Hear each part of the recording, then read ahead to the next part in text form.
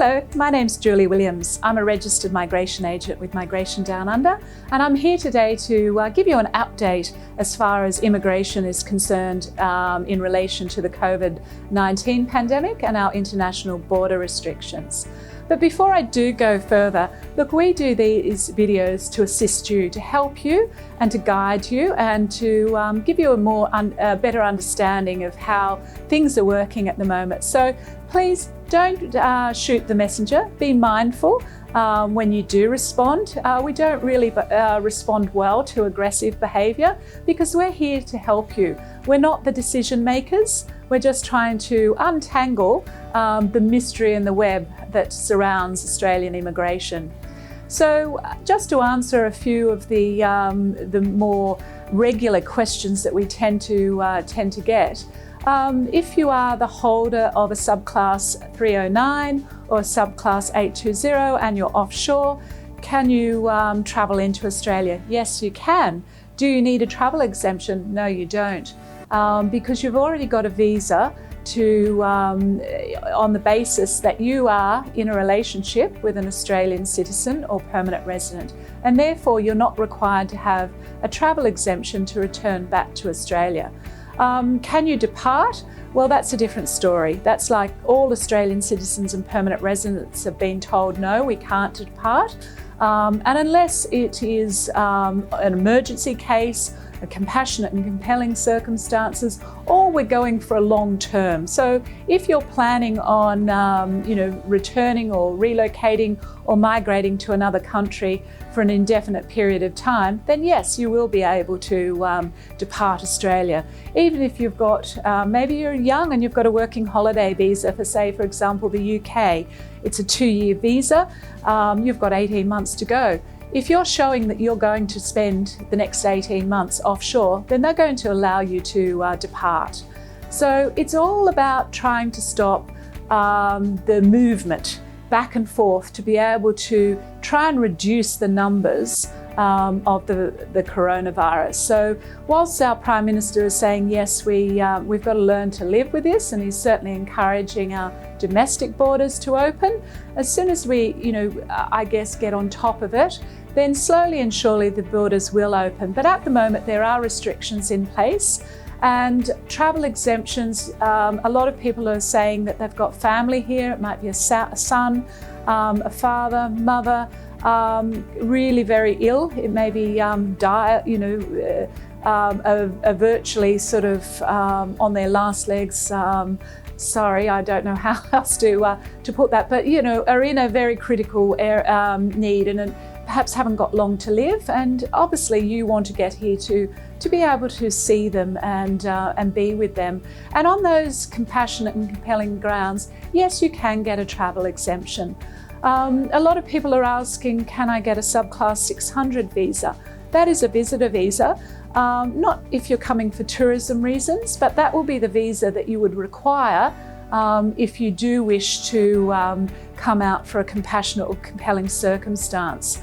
And that would need to be accompanied by a travel exemption. So the subclass 600 is being processed with a travel exemption if your right to travel into Australia has been approved. If you are the holder of if you're the partner or secondary dependent of a 482 holder, a subclass 485, or any of those temporary visa holders, perhaps you're the partner, you might have a visa yourself for that particular field. At the moment, unless you've got very particular circumstances, you can't enter Australia, I'm afraid. If you're not the holder and you want to join your partner and apply for the 482 or the 485, that sadly is also not being granted at the moment, unless you've got compassionate and compelling circumstances. So it is possible to be able to enter Australia, but it all depends on everyone's individual circumstances and what is deemed to be compassionate and compelling. And I understand that everybody does feel that their own set of circumstances are compassionate and compelling, and simply, the separation of people, it really is, causing a lot of angst. And as time continues to progress with no real changes to the borders. I understand the frustrations are building, but unfortunately there isn't much that we can do. We can just advise on what the current situation is, because again, I like to emphasise that we're not the decision makers. We're just trying to help you understand from our current and own experience of what the current trend is for those travel exemptions. And now I'm going to answer a few specific questions that we've received. Firstly, you've got a job offer. Can you apply for a 491? Unless you're in the critical sector, you're not going to get that invitation because they're concentrating on areas of critical need. That is a lot of medical services, including air ambulance, medical technology, agricultural technology, engineers, food technology, food production, and supply chain logistics. Those sort of occupations are the ones that are seen to be as critical sector. So irrespective of whether you've got a job offer, unfortunately you're not going to be granted or issued with a 491 while the current borders are closed. Then there was a question about specific nationalities being able to enter Australia.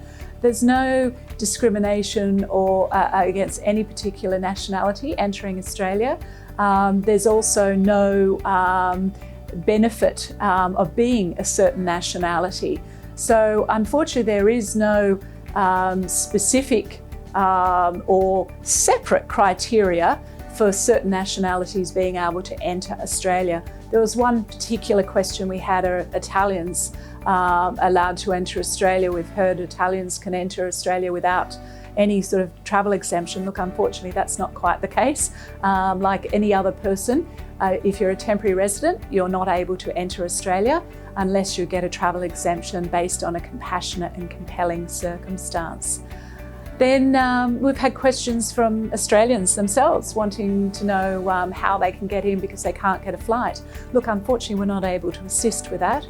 I do understand the difficulty, and flights to Australia have been reduced. For example, Sydney Airport are only accepting 350 people a day, which is really quite small, with only a maximum of 50 people on each flight.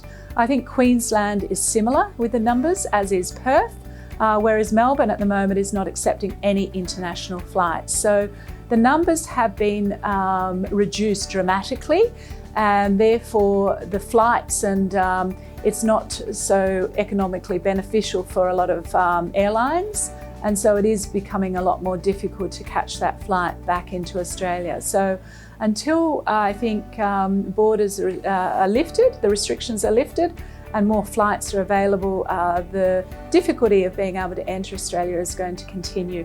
And that goes with people that are getting travel exemptions. You might have the travel exemption, but then you've got to show that you're able to catch a flight to arrive in Australia.